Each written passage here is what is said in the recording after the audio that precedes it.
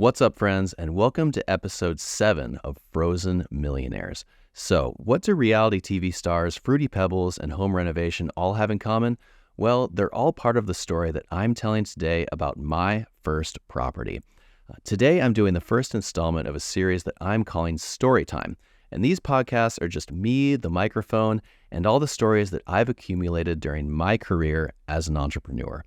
The point of Frozen Millionaires is to bring successful people on here and learn their stories so that we can gain insights, gain inspiration, and ultimately just learn from the experience of those who did the thing. These stories are compelling and I've loved hearing them and I've loved learning from them. But do I have some stories of my own? You bet your bottom dollar I do. To put it lightly, my friends, it has been a wild ride. It's been almost 20 years of making it on my own and eating what I kill. And believe me when I tell you, I have seen some shit. When you ride the roller coaster of entrepreneurship and when you're a guy like me who generally just kind of lets it rip, you're going to end up with a grab bag of chapters that you can not only learn something from, but also get a good amount of entertainment from as well. Sometimes at my expense, and I'm okay with that. These are the highest highs, the lowest lows that you experience if you're going to put yourself out there. I often describe my career as a very noisy graph. One moment, I'm on top of the world. The next moment, I'm completely shot down. Getting shot down, getting punched in the gut happens. It's inevitable. But if you're doing it right and you stick with it, you're also going to have some of the most triumphant moments that are really unlike anything you can experience in this life. And that's the thrill. That's what keeps you coming back. If you make money, the money is great. But to me and to a lot of other entrepreneurs, this is all a game. And money is not the only way we keep score, but it's a big one. And again, it's a game. And you keep coming back for love of the game. I've had days where I've made more money in a week than I did the previous 3 years combined. I've also had days where months or years of work or more has resulted in total abject failure. I can tell you firsthand when this happens, it's utterly heartbreaking. And there have been times when this has happened and I've literally cried over it as a grown man. But if you add up everything over my entire career, I've come out ahead. Sometimes by a little, sometimes by a lot, and ultimately I'm ahead. What matters though is that no matter what happened, I kept going every single time. So that's why I've decided to dive deeper into my own story with you guys and share some of the stories and lessons that I've learned over a 20-year career as an entrepreneur myself. And today I'm starting with the story of buying my first property and leaving my W-2 job. I was fresh-faced, 23, and didn't know a damn thing, but I did it anyway. Was I successful? Well, listen in and you be the judge.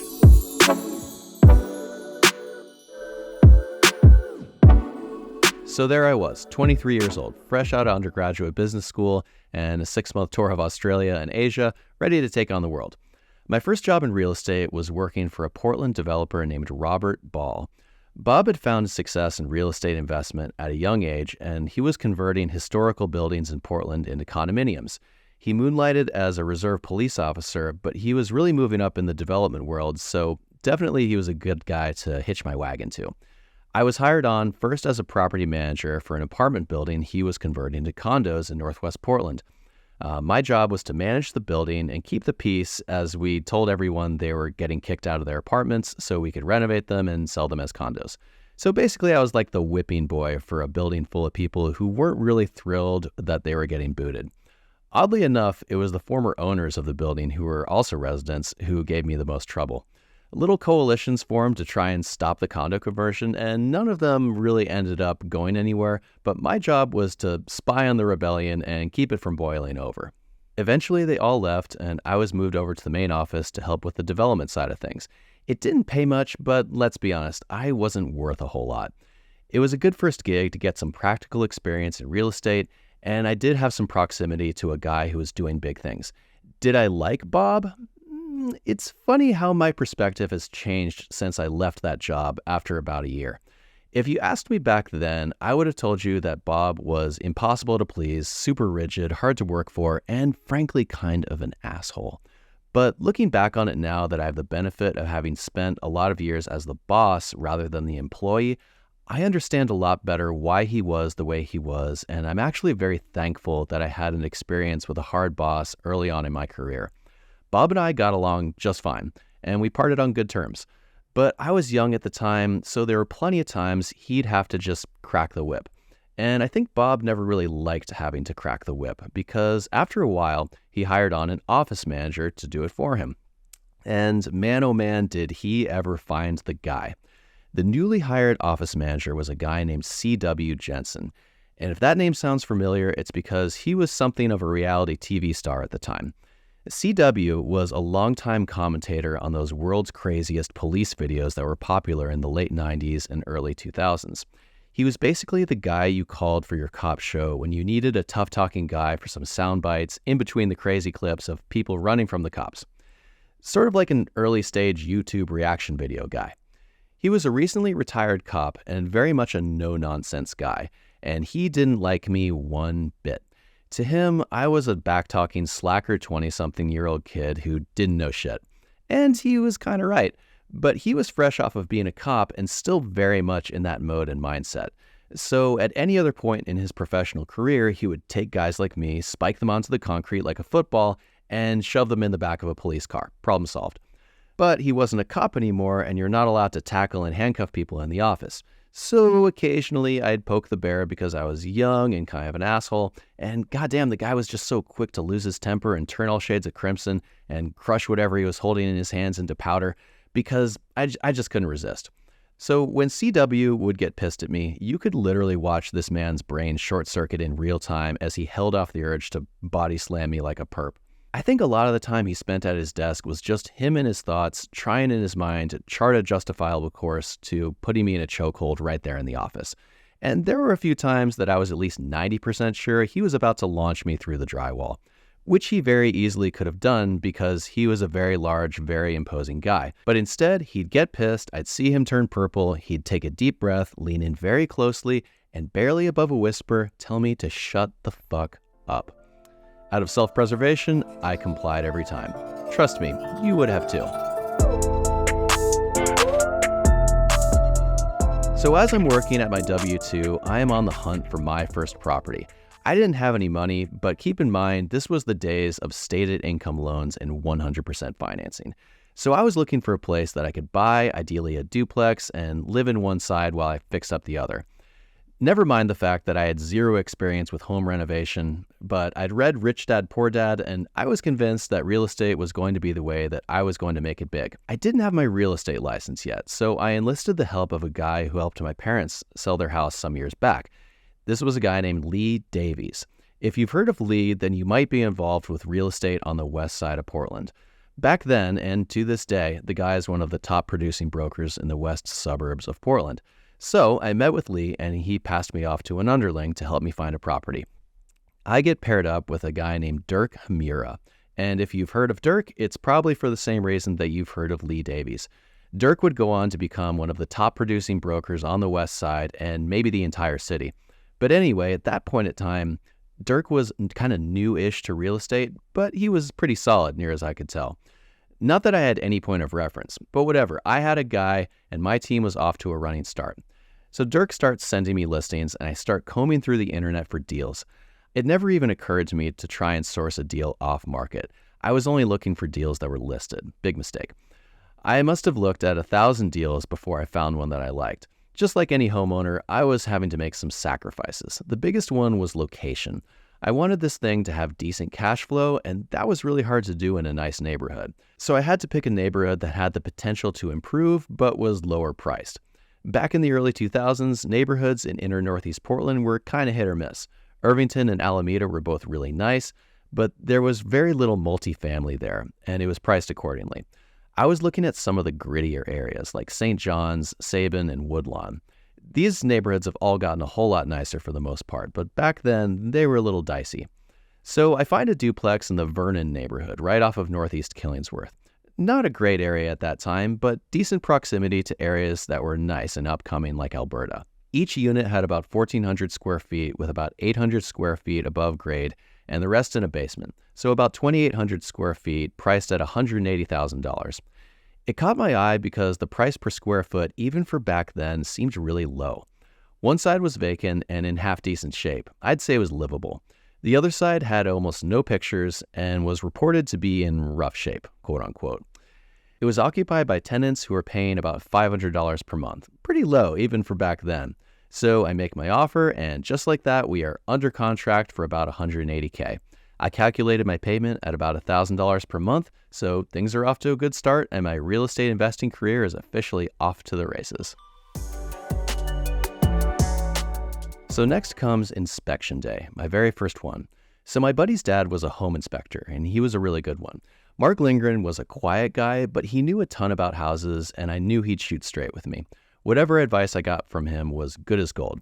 But his manner was pretty unassuming though, so you had to do some decoding. Mark would use the same tone of voice to tell you a screw needed to be tightened as he would tell you that there was 5 feet of standing water in the basement. So you had to listen carefully and do some decoding. But I had Dirk, and even though Dirk had an incentive to have me close on the deal so he could make a buck, by that point I had interacted with him enough to trust that he wasn't going to lead me to a bad place. So we arrive on inspection day and knock on the door of the occupied unit. The tenant had been given notice, so he knows we're coming, but he refuses to answer the door, and we have no way of getting in. So Mark goes and does all the other portions of the inspection while we wait for the guy to wake up. He finally wakes up around noon and lets us in, and immediately it becomes clear why this property was priced the way it was. The unit smelled like a dumpster. It was a total mess. And there were porno magazines strewn all over the place, and not your dad's Playboys. I'll just leave it at that. Then there was the tenant, and he was a real piece of work. He spoke not a word and just sat on the couch holding what I think was a mixing bowl in his lap, but like a huge bowl. And he proceeded to eat, by far, the biggest bowl of Fruity Pebbles that I have ever seen anyone eat in my entire life. And probably the entire box was in that bowl, maybe more. I'm watching him eat, and he just stared straight ahead with this blank look on his face, really just haphazardly shoveling Fruity Pebbles into his mouth as he's flanked by porno magazines, just oblivious to the world around him, sitting on a couch that looks like he wipes his ass with it, in an apartment that looks like a bomb hit it. A bomb filled with really gross porno. This would be the first of many times in my career when I would think to myself, holy shit, how do people live like this? So while we're inspecting, the dude just never moved, never said a word, just sat on the couch, zoned out. He was also eating a bag of chips, and while he was eating, a mix of cereal, milk, and chips were getting stuck in his facial hair, and this concoction was slowly dribbling down his goatee and back into the giant bowl of Fruity Pebbles. Welcome, young George, to real estate investment. So I'm watching this guy and looking around the unit, and I look over at Dirk, and Dirk looks like he's trying his level best to keep a straight face and not run as fast as he can back to his car. The look on Dirk's face was about what you'd expect from a guy who'd spent all of his young real estate career in the west suburbs of Portland. Credit to him, though, he held it together and saw it for what it was. This was a good space with a bad tenant who was treating the unit poorly and needed to be removed so the unit could be rehabbed and re-rented. But keep in mind, I had never seen anything like this before. In comparison with things that I would see later in my career, this was nothing, par for the course. But at the time, I was freaking out. I did not want this guy as a tenant, especially if I was going to occupy the other side of the duplex. To say I was nervous about the whole thing was a pretty big understatement. They don't talk about things like this in business school. So I huddle up with Dirk, and we decide to tell the seller's agent that they need to get rid of this guy as a contingency of us closing. Back then, the rule was that you could give a tenant a 30-day notice on a month-to-month tenancy, and they would have to leave. Imagine that, having control of your own property. But anyway, it took a little longer than 30 days, but they got rid of the guy. We had the seller pay my closing costs, and with just a few grand that I'd saved up, we closed on the duplex. Just like that, I'm a homeowner. So now that I've got my own house, I have zero income coming in from it. So I move in and I decide to rent out the extra bedrooms in my unit while I renovate the other side. Nobody I knew was looking for a place to rent, so I posted an ad on Craigslist. You can see where this is going. I sorted through a few crazy people before I found a young couple in their 20s who seemed relatively sane. Emphasis on relatively. They each paid me $300 per month, and just like that, I had my first rental income. Were they clean? No. Were they quiet? Actually, yeah, for the most part. They were a little out there, though. Sometimes I would wake up to go to work, and they would be in the living room doing lines of cocaine off of my coffee table. But they would be watching a movie rather than hurling things off the roof. And after living at my fraternity house in college, it would have taken a lot to shock me, so let's just leave it at that. So generally, it worked out, and they paid their rent. And meanwhile, I was slowly but surely, mainly slowly, chipping away at the rehab on the other side of the duplex. Remember when you could just buy a couple of pizzas and your friends would show up and help you paint your apartment? I took full advantage of that. After I'd gotten rid of all the junk in the place and sprayed about 80 gallons of Febreze, it wasn't looking altogether terrible anymore, but it just needed a ton of work. Trim, bathroom, refinishing the hardwood floors, a bunch of kitchen repairs, and a very thorough paint job to get rid of the smell. Plus a whole lot more. All of these things, except for the hardwood floor refinishing, I did myself and with the help of some friends, and a handyman or two. This was also an introduction to hiring contractors. One guy I remember asked me if he could have a beer on the job. I said, sure, as long as the work gets done. This guy proceeded to drink at least 6 beers every time he showed up. And when he ran out, he would ask me for one. I wasn't loving this situation, so I let him go one day. And that's the day I learned that some contractors can be serious degenerates, and there's nothing quite like an angry, drunk contractor. So I was back to doing it myself. All while doing this, I sized up several trades and skills. Electrical? Turns out it's not that hard to swap out a light fixture. Drywall? Yep, I clearly suck at that, and this is a real skill. Painting? For rental, no problem. My budget was basically extra money that I had left over from my W-2, and it was enough to get the job done. After it was completed, I listed the unit for rent for $800 per month, and it rented pretty much immediately to an architect. Between the rent from my 2 roommates plus the rent from the other side of the duplex, I was cash flow positive, living for free, and making a few $100 on top. It was a tough road to get to that spot, but I felt pretty smart. The only thing I didn't love about it was the neighborhood. Kind of like Art Alexakis in the Everclear song, I Will Buy You a New Life, I was a scared white boy living in a black neighborhood, and I got harassed on the regular. Also, one time I had some friends over, and while we were inside the house, a guy stole my friend's car. So mostly I just kept my head down, but if you know me personally, you know that I'm a lifelong runner. And when I went for runs in the neighborhood, it was sometimes a little scary and I got yelled at a lot. I didn't love it. So I missed living on 21st Avenue and being able to walk places and not feel threatened and generally just feel safe. I'd initially conceived the project as a house hack, but after a while I figured out the project had made enough money to stand alone on its own merits, and I didn't need to make a big sacrifice in my lifestyle to keep it going. So after about a year, I moved out, rented my side of the duplex, and bought a condo in the Pearl District as my personal residence. This whole time I'd kept my W-2, but after going through this process of buying and fixing up the duplex, I was convinced that I was better off being in business for myself. When I quit my W-2, I'm not sure what I expected, maybe a backroom high five from Bob and CW, but it turns out they both seemed to be a little sad that I was leaving.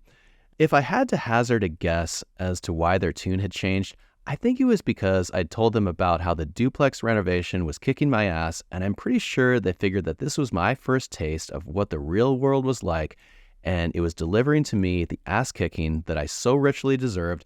I was finally growing up, and maybe, just maybe, I wouldn't turn out to be a total shithead after all. I don't know for sure, but that's my best guess. So I got my real estate license, quit my job, and set off on the road to being a full-time broker and investor. So that's the story of my first property and how it led me to make the decision to ditch the W-2 life and start living the life of an entrepreneur. Looking back on it, I think one of the main reasons that I was successful were the guardrails that I had along the way. Working with a broker that I trusted gave me the confidence to do things I'd never done before. Having an inspector I trusted helped me size up exactly what needed to be fixed and what didn't. My loan officer also took the time to explain to me exactly what all of these line items meant and where my money was going. I never hesitated to ask any single question, even if I was running the risk of sounding stupid. Yeah, we both knew that I had very little income and no experience, but all these things were quantified. So even though I was young and didn't know very much, I knew where to turn to find the answers. But that's what you have to do as an entrepreneur sometimes. Sometimes you have to leap and then look. But, and this is key, you have to know where to look and don't stop looking until you've found what you need. I'm the type of guy that will spend a lot of time sharpening my axe before I have to chop down a tree. But analysis paralysis is what kills more deals than anything else, in my opinion. If you really feel like it, you can talk yourself out of any deal, no matter how good it is. So I'm not saying be reckless, but be bold. And oftentimes there's a very fine line between those two things. Plenty of times things go wrong and deals go bad. I've had it happen, and I'll be talking about this on future episodes. But on this one, it worked out great. My first deal was a big success by pretty much any objective measure, and even though a lot of it was not pleasant at all, I learned a ton. So my advice to you, if you find any similarity to the situation that I was in as a young adult, is to just friggin' do it. You'll figure it out. And along the way, you're going to get knocked around a little bit, but this is not a bad thing. My skin is 10 times thicker today than it was back then. Things that would have kept me awake at night no longer faze me, even a little bit. Back then, I didn't embrace the cold. I just thought I'd chosen a path that was kicking my ass for no reason. But now, many years later, I see it for what it is. It was something that I did that was hard at the time, but totally worth it because it made me stronger, smarter, and better equipped for bigger and better challenges. So that's the story of quitting my job and buying my first property. If you liked this story, then be sure to catch future Storytime episodes on Frozen Millionaires because I got a lot of them. Thanks for listening to this episode of Frozen Millionaires, and I hope you enjoy the story and maybe you can apply it to an experience of your own. You can find Frozen Millionaires on Spotify, YouTube, and Apple Podcasts. And if you enjoyed any particular part of this episode or any other episode in particular, then please let me know. You can find me on Instagram at MRD_Portland or on Facebook at MRD Portland with no spaces. And I'll see you in the next episode. And until then, as always, be sure to embrace the cold to ignite the dream. See you then.